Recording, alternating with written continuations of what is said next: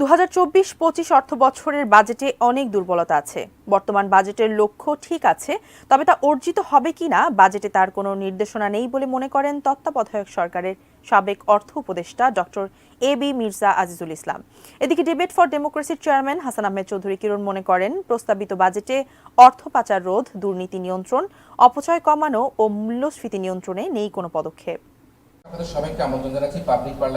শনিবার সকালে এফডিসিতে তর্কযুদ্ধে অংশ নেয় Bangladesh university of business and technology ও কুমিল্লা বিশ্ববিদ্যালয়ের বিতার্কিকরা। প্রস্তাবিত বাজেট অর্থনৈতিক স্থিতিশীলতা বজায় রাখতে সহায়ক হবে শীর্ষক ছায়া সংসদে পক্ষে বিপক্ষে যুক্তি তুলে ধরেন শিক্ষার্থীরা। 30টি পণ্যের কিন্তু মাননীয় স্পিকার পণ্যের 1% কমিয়ে এনেছেন। আমাদের প্রধানমন্ত্রী কর্তৃক উত্থাপিত বাজেটের ঘোর বিরোধিতা করছে মাননীয় স্পিকার।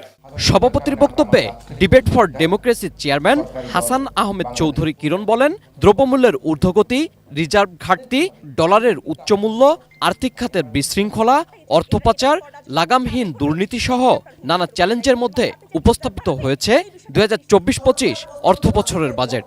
দ্রব্যমূল্যের ঊর্ধ্বগতি, রিজার্ভের ঘাটতি, ডলারের উচ্চমূল্য, আর্থিক খাতে বিশৃঙ্খলা, অর্থ পাচার, লাগামহীন দুর্নীতি, মেগা প্রকল্পগুলোকে সঠিক সময়ে আমরা বাস্তবায়ন করতে না পারা সহ নানা রকম বৈরী অবস্থার মধ্যে দেখতে পাচ্ছি যে আমাদের এই 2024-25 অর্থ বছরের যে বাজেটটি, সে বাজেটটি উপস্থাপিত হয়েছে।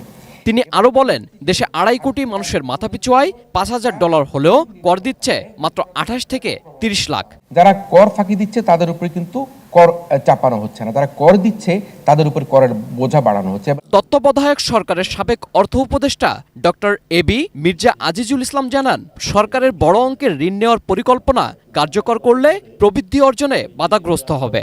সরকারি কয়েকটি কর্পোরেশন ঋণ নিয়ে ক্ষতির মুখে পড়েছে এবং সেই ঋণ কিয়ামত পর্যন্ত শোধ হবে না। সমষ্টিগত অর্থনীতির ক্ষেত্রে বিদ্যমান সেটা হচ্ছে মূল্যস্ফীতি। যে পন্থায় মূল্যস্ফীতি নিয়ন্ত্রণ করা যাবে তার সুস্পষ্ট দিক নির্দেশনা আমি পাই না। অর্থাৎ দেশে বেশি বিনিয়োগ করা, উৎপাদন বাড়ানো, সেই দিকটা আমাদের দৃষ্টি দেওয়া দরকার। বিতর্ক শেষে এবার ফলাফলের অপেক্ষা। আমরা হানা ভোট নিয়ে এই রায় ঘোষণা করে দিব। 5 জন বিচারকের বিচারে বিজয়ী ঘোষণা করা হয়। অর্থনৈতিক স্থিতিশীলতায় প্রস্তাবিত বাজেট সহায়ক কিনা এ বিষয়ে সরকারি দলের পক্ষে বলা ইউনিভার্সিটি অব বিজনেস অ্যান্ড টেকনোলজির বিতার্কিকদের। ফলাফল ঘোষণার পর বিজয়ীদের হাতে তুলে দেওয়া হয় trophy. Mujahidul Islam, ATN news, Dhaka.